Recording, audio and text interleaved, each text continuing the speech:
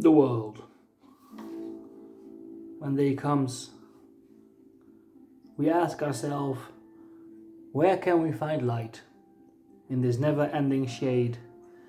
The loss we carry, the sea we must wade. We brave the belly of the beast. We've learned that quiet isn't always peace, and the norms of notions of what just isn't always justice. And yet, the dawn is ours before we knew it. Somehow we do it. Somehow we've weathered and witnessed a nation that isn't broken, but simply unfinished. We, the successors of a country, in the time where a skinny black girl, descended from slaves raised by single mothers, can dream of becoming president only to find herself reciting for one. And yes, we are far, far from polished, far from pristine, but this doesn't mean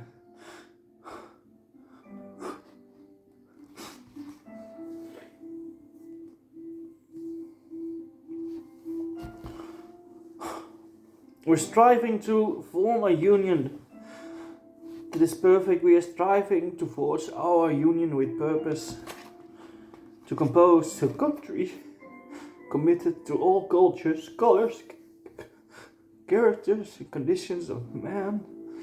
And so we lift our gazes not to what stands between us, but what stands before us. We close the divide because we know to put out our future first.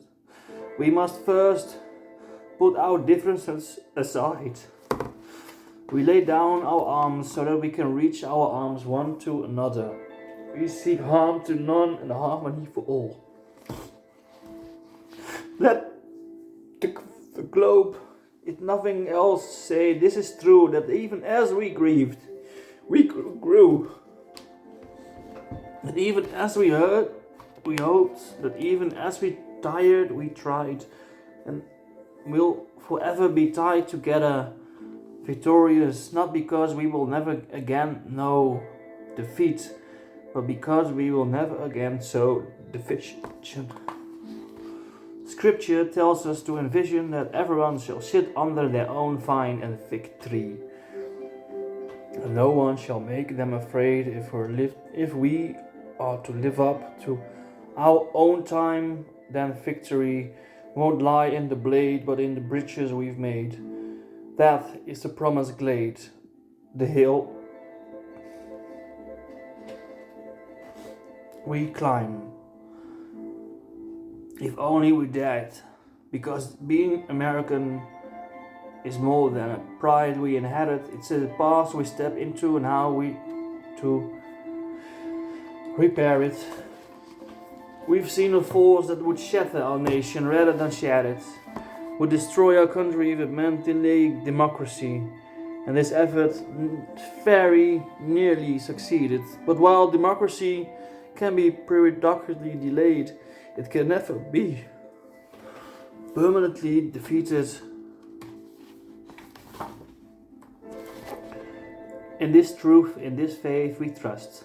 For while we have our eyes on the future, history has its eyes on us. This is the era of just redemption. We feared it all. Inception. We did not feel prepared to be the heirs of such a terrifying hour. But within it, we found the power to offer a new chapter, to offer hope and laughter to ourselves. So while once we ask, how could we possibly prevail over catastrophe? And now we assert, how could catastrophe possibly prevail over us? So while once we ask, how could we possibly prevail over catastrophe? Now we assert, how could catastrophe possibly prevail over us? We will not march back to what was, but move to what shall be. A country that is bruised but whole, benevolent but bold, fierce and free. We will not be turned out or interrupted by intimidation, because we know our inaction and inertia will be the inheritance of the next generation. Our blunders become their burdens. And one thing is certain: if we merge mercy with might and might with right, then love becomes our legacy.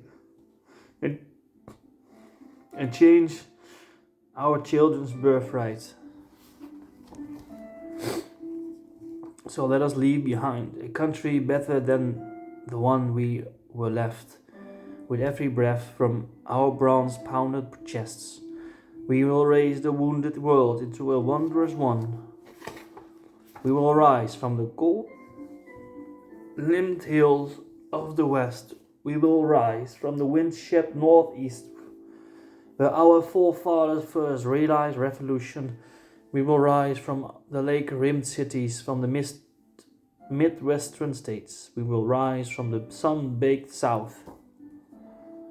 We will rebuild, reconcile, recover. In every nook of our nation, in every corner called our country.